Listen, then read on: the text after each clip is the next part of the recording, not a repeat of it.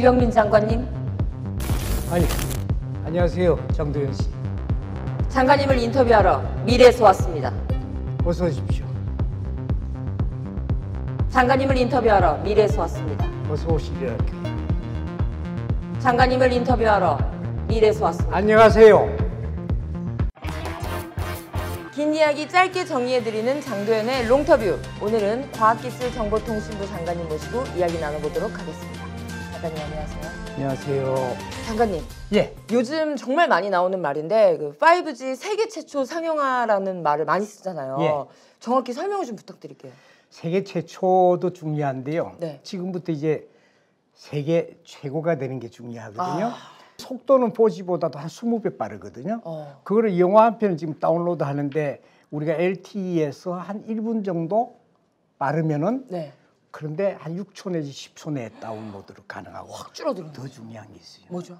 아무리 거리가 멀리 떨어져 있어도 시간 차이가 없는 거예요. 그러니까 옆에 있는 것처럼 똑같이 미국에 있는 것도 5G로 연결하면은 네. 옆에 있는 것처럼 실시간으로 다 연결이 되는 거예요. 그러면은 모든 게 연결이 되어지고 그다음에 속도가 빨라지고 그다음에 지연 현상이 없어지고 하게 되면은 그게 우리 대한민국의 앞으로 미래에 새로운 먹거리와 새로운 산업과 세계 최고가 되기 위한 하나의 첫 고속도로를 먼저 뚫었다. 그게 미국보다 55분 빨랐습니다. 와, 한마디로 진짜 오지네요.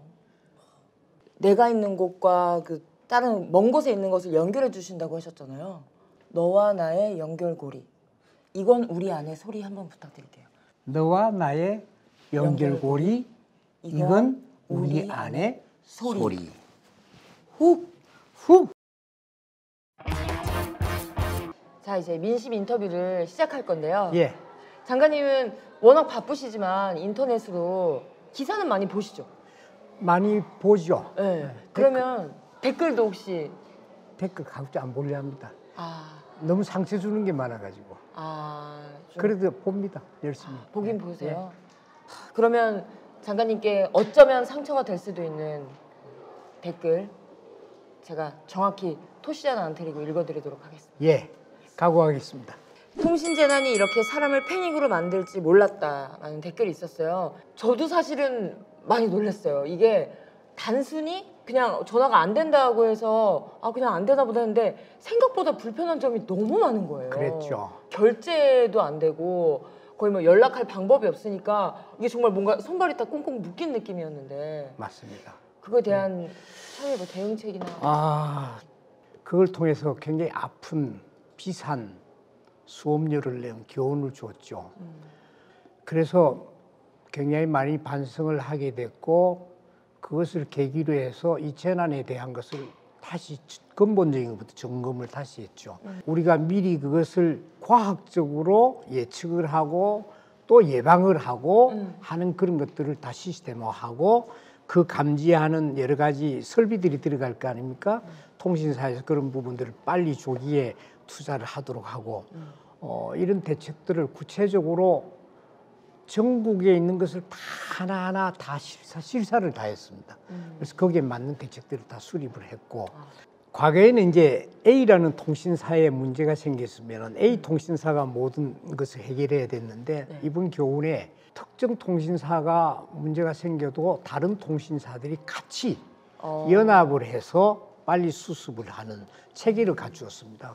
태생적으로 우리나라처럼 꽉 막혀서는 제2의 아인슈타인이 나올 수 없다라는 댓글이 있어요. 근데 저 어렸을 때만 하더라도 그 장래희망 적을 때 과학자라고 적는 친구들이 정말 많았거든요. 요즘은 좀 찾아볼 수가 없는 게 아무래도 나라에서 지원도 좀 별로 없고 좀 등한시하는 게 아니냐라는 의견도 있거든요. 굉장히 중요한 문제를 지적한 댓글입니다. 기초과학이라는 게 아시는 대로 그게 무너지면 그 위에 응용이든 뭐든 다 무너지잖아요. 근데 이 기초과학을 우리가 성과가 뭐냐 돈이 이렇게 들어갔는데 근데 수학이나 물리나 과학이나 이런 기초과학의 성과를 참 나타내는 게 어렵지 않습니까? 그거야말로 오랜 긴 호흡으로 멀리 보고 굉장히 사람도 기르고 투자도 정부가 많이 해야 되는데 기초과학에는 우리가 굉장히 많은 자원을 지금보다도 많이 투입을 하고 기초과학에 있는 연구자들이 그야말로 연구에만 몰두할 수 있게끔 그게 방해되는 거 다 좀 걷어주자. 그런 바탕에 깔고 예산도 네. 한 5년간에 걸쳐서 지금보다도 배 이상 늘리는 숫자로 보면 한 2조 5천억 정도를 기초과학에만 넣도록 지금 했고요. 우리나라의 R&D의 예산이 금년에 20조 시대를 열었습니다. 근데 이게 GDP 대비해서 대한민국의 R&D 투입 비율이 세계 1위입니다. 절대 금액 크기로 보면은 미국이나 일본이나 다른 데 비해서는 적죠. 그래서 이런 부분들도 우리가 1위지만은 절대적인 금액을 좀 기초과학이라든지 멀리 보는 쪽엔 더 많이 투입을 해야 된다. 그렇고 정말 우수한 학생들이 이공계 쪽으로 좀 많이 오고 국가에서도 여러 가지 다양한 정책들을 많이 마련해야 됩니다. 예. 다행입니다. 굉장히 중요한 부분입니다. 미세먼지도 과학으로 해결이 좀 가능할까요? 당연하죠. 미세먼지를 이제 이게 어디서부터 오고 있느냐, 어디로 가고 있느냐, 어떤 속도로 가느냐, 그럼 우리가 예측을 할 수 있잖아요. 이제 그런 것을 과학적인 여러 가지 이 기술을 동원하는데 최근에 무인 비행기, 이제 큰 드론이죠. 그걸 구름 속에 넣어서 미세먼지가 많은 지역에 비를 내리도록 하자 하는 발상을 가지고 최근에 그 실험을 한번 했습니다.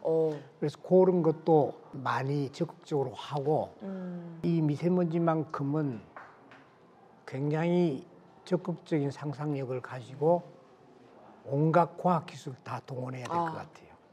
예, 그 각오로 열심히 해결하도록 하겠습니다. 양자 역학이랑 뭔지 말씀 좀 해주세요. 어려워요. 너무 많이 얘기하고 있는데. 그거 알면 제가 과학자가 되지 왜 장관을 하겠습니까?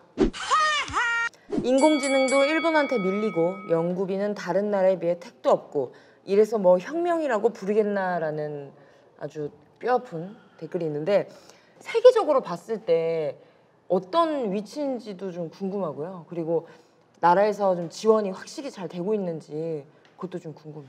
굉장히 정부가 지금 그 부분에 4차 산업혁명 관련해서 투자도 지금 많이 하고 있는데 다른 나라에 비해서 부분적으로는 굉장히 적을 수도 있고 다른 나라의 움직임에 자극을 받아가면서 같이 협조해가면서 가다 보면은 아마 머지않은 시간 내에 따라잡는 부분도 있을 테고 앞서가는 부분도 있을 거고 중요한 것은 우리가 늦다, 지원이 약하다 하는 도전을 늘 받고 그런 부분을 중요하게 생각하고 강하게 가는 것이 더 중요하다. 근데 항상 배고프다. 항상 할 일이 많다. 이 부분은 우리가 부족하다 하는 생각을 갖는 것이 더 중요한 부분인 것 같아요. 규제 샌드박스? 정부는 자기들이 만든 규제가 너무 많아 무엇이 문제인지도 잘 모르는데 뭘 크크크라는 댓글이 있는데 아무래도 이제 규제가 있으니까 이제 손발 다 묶여가지고 아무것도 못한다 이런 얘기가 있는 것 같은데 정말 사실이고요.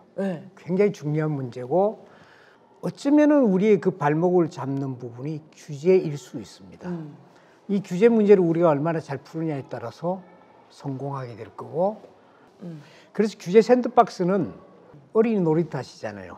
그 모래를 깔아놨잖아요. 네, 맞아요. 그 샌드, 그 박스 쳐놨잖아요. 거기서 애들이 아무런 규제가 없이 뛰어놀잖아요. 그냥 근데 안전하게? 규제 없이 뛰어놀다가 무릎이 까졌어. 그럼 거기 안전장치를 그 뒤에 하잖아요.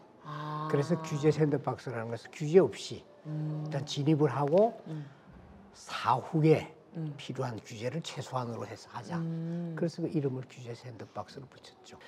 그중에 이제 대표적인 예를 하나 들면은 우리나라 중소기업에서 시계형 심전도 이거를 개발을 훨씬 오래전에 했는데 규제 때문에 몇 년 뒤에 나온 미국의 애플 경우에는 이미 시장에 나왔던 거예요. 우리는 규제 때문에 묶여 있었던 거예요. 그렇죠. 일단 그걸 풀었는데 앞으로 그런 것들이 시발이 되어져서 다양한 그런 모델들이 많이 나오게 될 겁니다. 깜짝이야. 시발점이 된다 이거죠? 맞습니다. 네, 장관님 이로써 예. 제가 준비한 민심 인터뷰는 끝이 났는데요. 장관님 마지막으로 예. 우리 국민 여러분들께 예. 하신 말씀 한 말씀 부탁드립니다. 항상 모자란다는 생각을 가지고 국민 여러분들께서 저희 과학기술정보통신부에 기대하는 게 굉장히 높다는 것이 저희들에게는 굉장히 큰 도전이거든요. 계속 저희들을 나무라 주시고 더 잘할 수 있게끔 질책해 주시고, 그런데 가끔씩은 칭찬도 좀 해주시고, 그렇게 해서 정말 과학기술이 대한민국의 미래를 만들어 가는데 우리 많은 과학자들이 좀 자긍심을 가지고 다 잘할 수 있도록 많은 격려도 해주시고 저희들도 잘 하도록 하겠습니다. 감사합니다. 보니까 어린애들이 엄청 많더라고요. 어린애들 봤을 때는 그냥 약간 외계인 정도로 생각할 수도 있을 것 같아요. 영화를. 근데 이제 하늘을 나르는 자전거가 곧 나올 거예요. 그러니까 그게 저는 어렸을 때 보고 아 진짜 말도 안 되는 상상이라고 생각했는데 저는 과학관이라고 해가지고 네. 좀 그냥 애들 위주의 그런 공간이라고 생각했는데 저 지금 너무 재밌어요. 상상력을 키워주는 거니까. 장관님 저기 저는 처음이라 되게 재밌는데 장관님이 더 아이처럼 재밌어 하시는 것 같아요. 가끔 오면 애들하고 막 아 그러면서 정말 즐거웠습니다.